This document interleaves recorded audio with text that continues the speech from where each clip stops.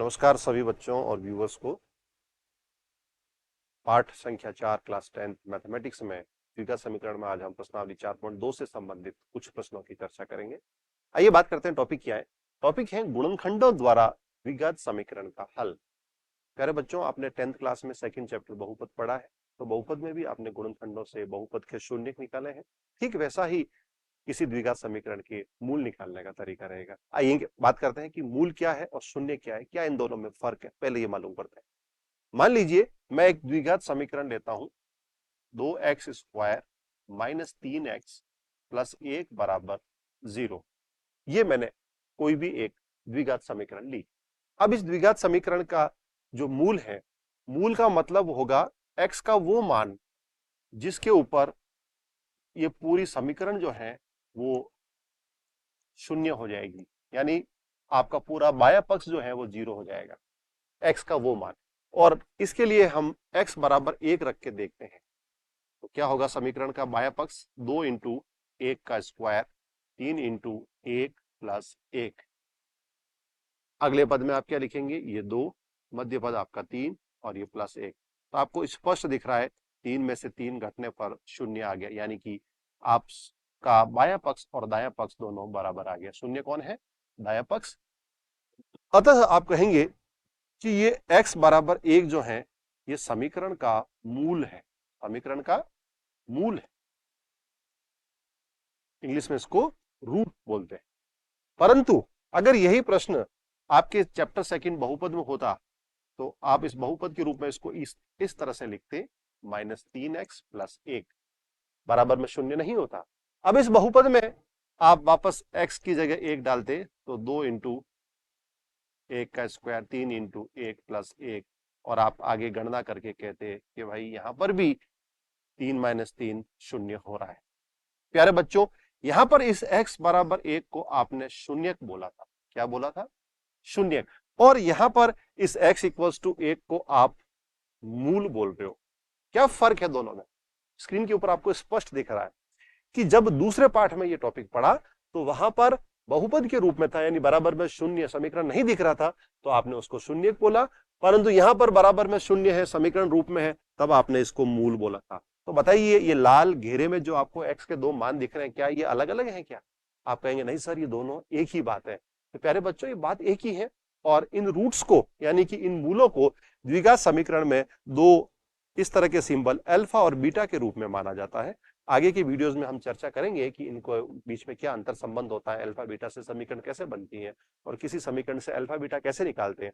ये तो हम इसी वीडियो में सीख भी रहे हैं और हमारा हेडिंग भी है गुणनखंडों द्वारा द्विघात समीकरण को हल करना।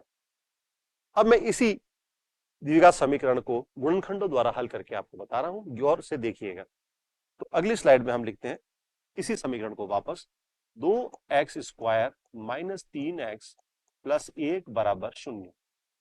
यहां पर गुणनखंड द्वारा जो तरीका है उसको इंग्लिश में बोलते हैं स्प्लिटिंग द मिडल टर्म, और आपने ये क्लास 8 और 9th में ढंग से पढ़ के आप आए हैं, तो उम्मीद करता हूं यहां भी आप फटाफट इसको समझ लेंगे, आपको दिक्कत नहीं आएगी।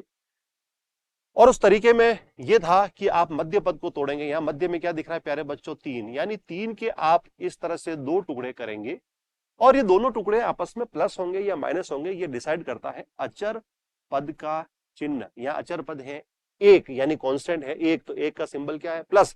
तो ये टुकड़े दोनों क्या होंगे, प्लस। तो प्लस करने पर वापस कितना आना चाहिए, 3, और गुणा करने पर आना चाहिए फर्स्ट और लास्ट, यानी आगे वाला और अंतिम वाले का गुणा कितना हो रहा है, 2 गुणा 1 यानी कि 2। अब आप दिमाग लगाइए, दो संख्याएं सोचिए जिनको जोड़ने पर तो 3 आता है और जिनको गुणा करने पर 2 आता है। गुणा करने पर कितना आना चाहिए, 2, और वो टुकड़े आपको सीधे सीधे मिल भी गए। कौन से हैं, 2 और 1। तो आप कहेंगे सर ये टुकड़े तो आसान है, 2 और 1, क्योंकि 2 और 1 को जोड़ने पर 3 होता है, 2 और 1 को गुणा करने पर 2 आता है। तो ये आपके लिए परफेक्ट टुकड़े हो गए, ठीक है। और गुणनखंड विधि में ये टुकड़े करना आपको आना चाहिए। तो टुकड़े करके अपन आगे चले, हल कैसे होगा, तो 2x² माइनस, अब इस 3x को ध्यान दें, माइनस को हमने यूज नहीं किया, तो माइनस को आप ब्रैकेट के बाहर रखेंगे। अब 3 के दो टुकड़े हुए, 2 और 1, तो पीछे x लगा हुआ है, तो आप इनको लिखेंगे 2x प्लस 1x, यानी कि x, अंतिम पद प्लस 1 ऐसा का ऐसा, और बराबर में 0 आपने छोड़ दिया। अगली स्टेप में आप ऐसे लिखेंगे, ब्रैकेट खुलेगा, खुलने के बाद की टर्म इस तरह से लिखी जाएंगी। यहां पर आप प्रथम दो पदों का जोड़ा बनाएंगे, अंतिम दो पदों का जोड़ा बनाएंगे। जोड़े में से जो जो कॉमन आ रहा है वो आपको स्पष्ट दिख रहा है। 2x में कॉमन लूं तो पीछे बचेगा x माइनस 1, क्योंकि पूरा 2x ही कॉमन में चला गया तो पीछे 1 बचेगा। अक्सर बच्चे सोचते हैं कि 2x था पूरा कॉमन में गया, पीछे 0 बचेगा। प्यारे बच्चों, अगर पीछे 0 बचता तो आप कोष्ठक खोलने पर 0 आ जाता, 0 नहीं आया। इसलिए हमेशा जब सब कुछ कॉमन में चला जाए तो पीछे यूनिवर्सल फैक्टर यानी कि 1 आता है, तो पीछे आप 1 लिखेंगे। यहां इन दोनों में कुछ भी कॉमन नहीं आ रहा है, तो जब कुछ भी कॉमन नहीं आया तो बाहर माइनस का सिंबल लिखा हुआ वो कॉमन आएगा और एक कॉमन आएगा, क्योंकि एक यूनिवर्सल फैक्टर है, हर क्वांटिटी के मल्टीप्लाई में एक पड़ा है। तो एक आपने कॉमन लिया तो यहाँ पर जो बचेंगी संख्याएं वो आप वैसे वैसे लिखेंगे, परंतु सिंबल बदल लेंगे। क्यों? क्योंकि आपने माइनस को कॉमन लिया है। आपको स्पष्ट दिख रहा है। इस मेथड की खास बात है कि अगर आपके कोष्ठक एक जैसे आगे तो आपने अभी तक जो भी काम किया वो बिल्कुल सही है। आपके कोष्ठक एक जैसे नहीं आते तो आप चेक कर लें कि आपने कहीं गड़बड़ करी है, तो वापस ऊपर की स्टेप्स को आप वापस देखें। अब इसका अगला पद हम लिखेंगे, जो कोष्ठक एक जैसा आया उस कोष्ठक को ही कॉमन लिया और बची हुई क्वांटिटी जो बाहर पड़ी थी दोनों को आपने एक नए कोष्ठक में डाल दिया और बराबर में 0 लिख दिया। अब यहां पर एक नॉर्मल मैथमेटिकल कॉन्सेप्ट काम में आ रहा है। नॉर्मल मैथमेटिकल कॉन्सेप्ट का मतलब है कि दो ब्रैकेट का मल्टीप्लाई, दो कोष्ठक का गुणा 0 कब होता है? जब या तो दोनों 0 हो या दोनों में से एक 0 हो। हालांकि मैं बात एक ही कह रहा हूं, दोनों में से एक 0 होने पर ये 0 हो सकता है। तो हम बारी बारी से दोनों को 0 करेंगे। तो हम लिखेंगे यदि पहला कोष्ठक यानी कि x माइनस 1 बराबर 0, तो यहां से x का मान निकला 1। प्यारे बच्चों, ये इस द्विघात समीकरण का पहला मूल आपको मिल गया। ये क्या है? पहला मूल। ठीक उसी तरह से यदि करके अपन दूसरा कोष्ठक कौन है? 2x माइनस 1 बराबर 0 लिखा, तो यहां से आपने x का मान निकाला, तो x कितना निकला? यहां से आप कहेंगे x बराबर 1/2 आया। प्यारे बच्चों, ये x बराबर 1/2 ये दूसरा मूल आ गया। क्या गारंटी यहां पर दो मूल आए? क्यों हुआ ऐसा? दो ही आए, एक क्यों नहीं आया? एक क्यों नहीं आया? तीन क्यों नहीं आए? इसका कारण है आप समीकरण कौन सी निकाल रहे हैं? द्विघात समीकरण। द्विघात समीकरण में अधिकतम पावर, अधिकतम घात 2 है, तो इसके मूल भी 2 आएंगे और यही 2 हमारे उत्तर है। अब इन दोनों का मूलों का मतलब हुआ कि आप बारी बारी से दोनों के मान इसमें रखेंगे तो समीकरण में 0 आपको मिल जाएगा। इनके अलावा और किसी भी वैल्यू पर 0 नहीं मिलेगा। ठीक है, चलते हम एक और प्रश्न की तरफ। अगला प्रश्न जो है मैंने उदाहरण से उठाया है, अच्छा उदाहरण है, इसलिए इसकी चर्चा यहाँ करना जरूरी है, क्योंकि इसके अंदर एक संख्या जो है वो अपरिमेय संख्या आ रही है। अक्सर बच्चे ऐसी क्वांटिटी देख के घबरा जाते हैं कि इनको कैसे हल किया जाए, इसलिए ये उदाहरण उठाया। द्विघात समीकरण 3x square minus 2 root 6x plus 2 बराबर 0 के मूल ज्ञात कीजिए। स्पष्ट दिख रहा है समीकरण द्विघात है तो मूल भी 2 होंगे। अब इन दोनों मूलों के मान हम निकालेंगे। यहां पर कैसे हल करेंगे? वापस वही तरीका। आपको स्पष्टतः दिख रहा है कि यहां पर अंतिम पद यानी कि अचर राशि का चिन्ह प्लस है, यानी दो टुकड़े करेंगे, जो उन दोनों टुकड़ों को हम क्या करेंगे? प्लस। ये प्लस इसकी वजह से आया है। प्लस करने पर क्या मिलेगा? आपको 2√6 मिलेगा। और इन दोनों टुकड़ों को गुणा करने पर क्या मिलेगा? पहले और अंतिम पद का गुणा, यानी 3 और 2 का गुणा कितना है? 6। यानी गुणा करने पर तो 6 आए और जोड़ने पर 2√6 आए। ये टुकड़े हमको ढूंढने। प्यारे बच्चों, आपको स्पष्ट दिख रहा है कि 2√6 कब आएगा? जब √6 में √6 जुड़ेगा तभी तो 2√6 आएगा। यानी कि यही दो टुकड़े हैं, √6 और √6, इनको जोड़िए 2√6 हो जाएंगे और √6 को √6 से आप गुणा करें, क्या आएगा? 6 आ जाएगा। यानी कि टुकड़े हमें मिल गए। अब इन टुकड़ों को हमें समीकरण में रखना है। चलिए रखते हैं। समीकरण किस तरह से चलेंगी? अब 3x स्क्वायर माइनस, यहां इस 2√6 की जगह हम दो टुकड़े लिखेंगे इसके, √6 पीछे x लगा हुआ तो हम x भी लगाएंगे, प्लस √6x और प्लस 2 और बराबर में 0। प्यारे बच्चों, जब भी मध्य पद में नेगेटिव का सिंबल हो तो आप माइनस के बाद कोष्ठक जरूर लगाएं, क्योंकि नेगेटिव ब्रैकेट के अंदर एंटर होगा तो निशान बदलेगा। अगला पद 3x square minus √6x plus होगा? नहीं, ये माइनस होगा। माइनस √6x क्यों होगा? क्योंकि माइनस प्लस का जो प्रोडक्ट है वो माइनस आता है, और लास्ट में +2 और बराबर में 0। आप देख सकते हैं कि मध्य पद के दो टुकड़े करने पर शुरू में बाएं पक्ष में 3 पद थे, अब कुल पद कितने हो गए? 4। अब इन चारों में से शुरू के 2 और अंतिम के 2 में से हम कॉमन लेंगे। यहां पर कॉमन लेते वक्त आपको बहुत ध्यान रखना पड़ेगा, क्योंकि दोनों जोड़ों में एक एक अपरिमेय संख्या आ रही है, तो जो परिमेय संख्या है उसको भी उसके दो अपरिमेय के रूप में आपको तोड़ना पड़ेगा। और वो कैसे तोड़ेंगे, ध्यान से देखिएगा।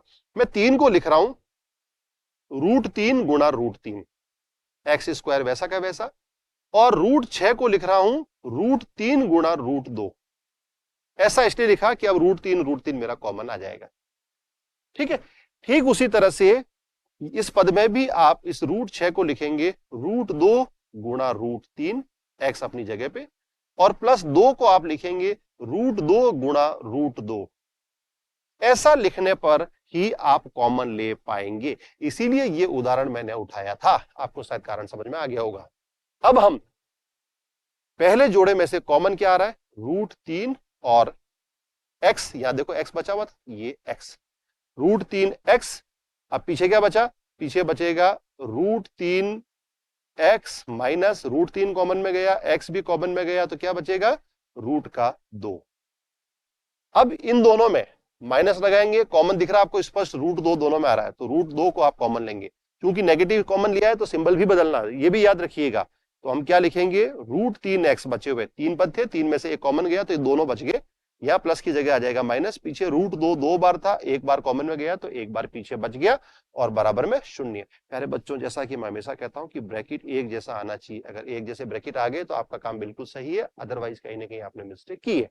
आपको दिख भी रहा है ब्रैकेट या बिल्कुल एक जैसे आ गए, तो यानी अपना काम यहां तक बिल्कुल सही। अब इस कॉमन ब्रैकेट को अपन अगेन कॉमन लेंगे, जो कॉमन आ रहा है यानी √3x माइनस √2, और दूसरा ब्रैकेट बनेगा √3x माइनस √2। आप क्या देख रहे हैं, आप देख रहे हैं कि दोनों ब्रैकेट आइडेंटिकल है, दोनों ब्रैकेट बिल्कुल एक जैसे हैं। और हो भी सकता है क्योंकि समीकरण के मूल 2 आएंगे, तो दोनों मूल अलग अलग और समान हो सकते हैं। तो यहां पर अपन यदि करके वापस कंडीशन लगाए, क्योंकि 2 ब्रैकेट आ गए, दोनों का जो प्रोडक्ट है, मल्टीप्लाई या गुणा है, वो 0 आ रहा है, तो हम इनको यदि करके लिखें। यदि पहले कोष्टक को मैं 0 के बराबर कर रहा हूं, √3x माइनस √2 बराबर 0, तो यहां से आप हल करेंगे तो x का मान आएगा √2 बटा √3, और दूसरा ब्रैकेट भी सेम है, अतः दूसरा मान भी ये का ये वापस आएगा √3 बटा √2। और प्यारे बच्चों, ये दोनों ही मान आपका उत्तर हो गया। इस तरह से ये आपके उदाहरण 5 मेरे नजर में बहुत इंपॉर्टेंट है, और आप इसकी अच्छे से प्रैक्टिस कीजिए। धन्यवाद ये वीडियो पूरा ढंग से देखने के लिए। अगले वीडियो में हम एक और मेथड के साथ आपके सामने हाजिर होंगे, तब तक नमस्कार।